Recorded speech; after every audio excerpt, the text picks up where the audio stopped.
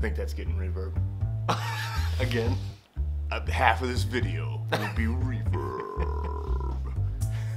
We learned new tricks. So in this video, part 2 of the Cyclops video, we're gonna work on the fairy character. Now, she's in a little bit of contrast because she's gonna kind of be the mentor to the Cyclops, who's got the burly veneer, right? Mm-hmm. And then we had brainstormed together that we would create the fairy that's trying to get him in touch with his artistic element and that side of him. And so that's this character. And in this video, you're gonna watch Mr. Kyle sketch it.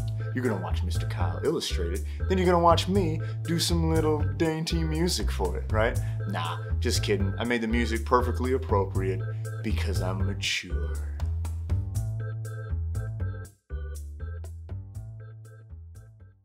Hi, Mr. Kyle. Hi. I call you that a lot. I know, it makes me feel like there's toddlers present.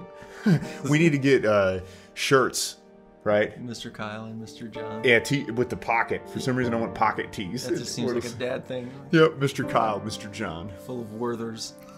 Oh, preloaded? Yeah, preloaded with Werthers. They're glued in there, so you actually can't even take them out. Yeah, it's an aesthetic. It's not for consumption. Aesthetic Werthers? It's unreal. What's happening right now? We're working on the fairy, aren't we? Yeah, I think so. Yes. So we're gonna have you. Mm-hmm. Yeah. You're gonna be sketching this thing right here now. Here. Yep. What was your inspiration for the character that we had set up here? So, specifically, well, with the Cyclops, obviously, you know, he's a Greek character, and I talked about being influenced by Greek vases, but I couldn't find any Greek vases that actually had a Cyclops character, so it was mainly just the aesthetic and style that I borrowed. But with the fairy, there's plenty of female characters on Greek vases that I could like look at and pull inspiration from, and so mainly that's what we've got here, and I just added fairy wings. Cool. Okay. So pretty simplistic on the inspiration, but sometimes that's all it takes. Yeah. Now, as far as your toolkit goes, you got your sketchbook and yada yada, all of that. Let's tie this question in because I know we like to have a common flow and format with it, but I'm messing it up right now because I feel like I'm going to ask you as a combination of the two. Remix. Yes, it is. It's the Twix remix. So what I want to ask you is there anything that you had to use out of the ordinary for this, maybe as a reference or a skill that you had to do, and then did that present any challenge? So basically, did you have to reach into a different part of your toolkit, and then when you executed it to have the two questions back to back, when you executed that, did it present any new challenges, or was this pretty just straightforward?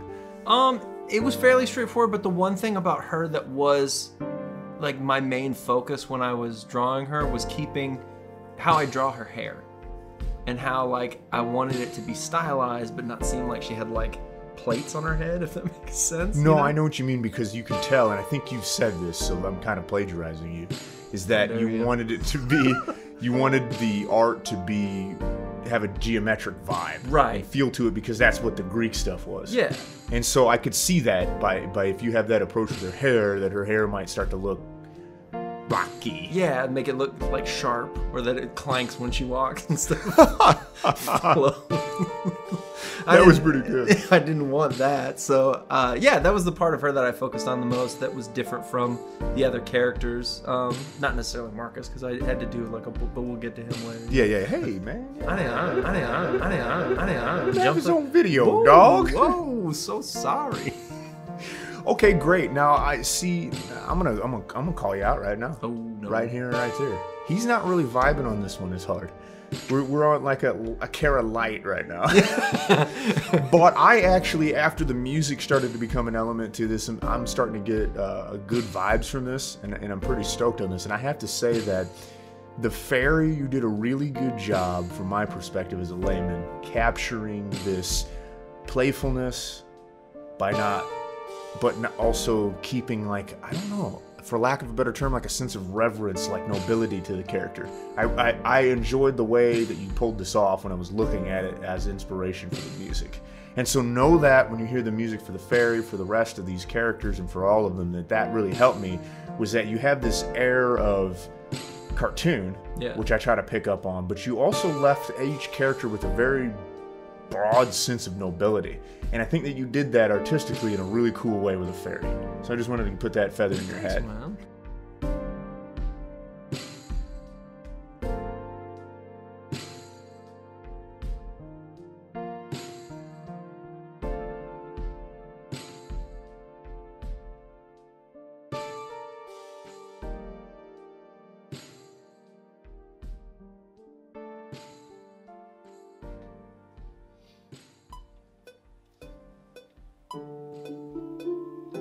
What inspired you to make the music sound as it does? I'll continue to do an incoherent rant fueled by caffeine and a late nap. Yep.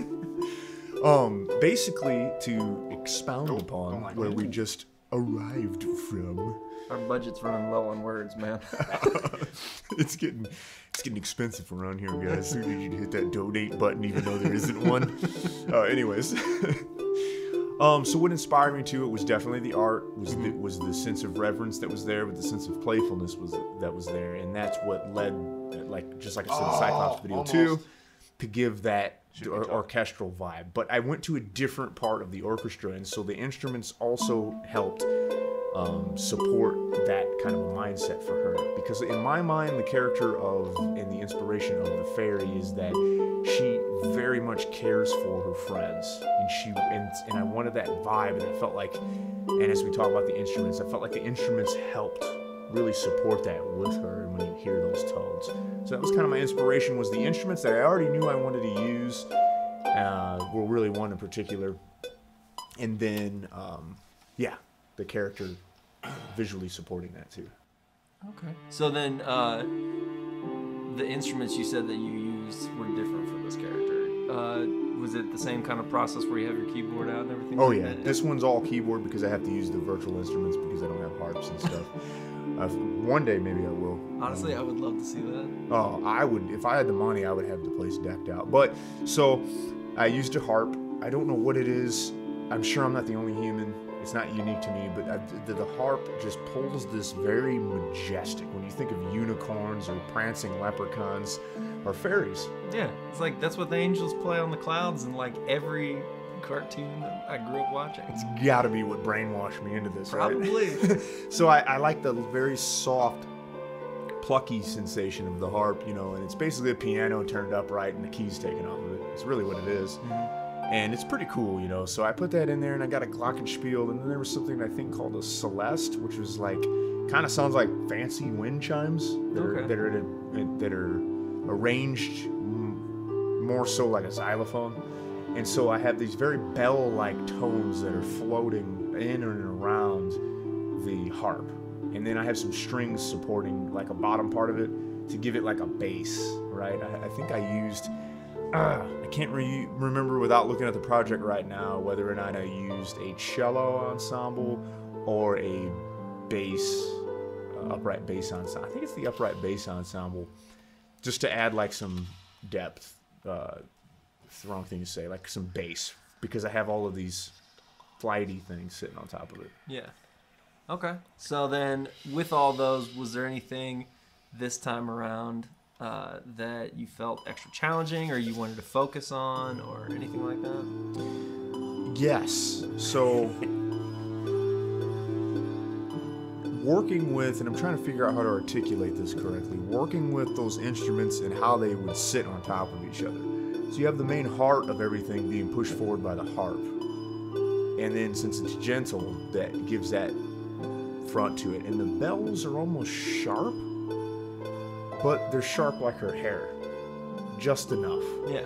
And they're not clangy, even though they're bells. But to fit your analogy, they weren't as... They still resonate. Yeah, it wasn't like a cymbal. Right. Like clangy and metallic like a cymbal, crashy.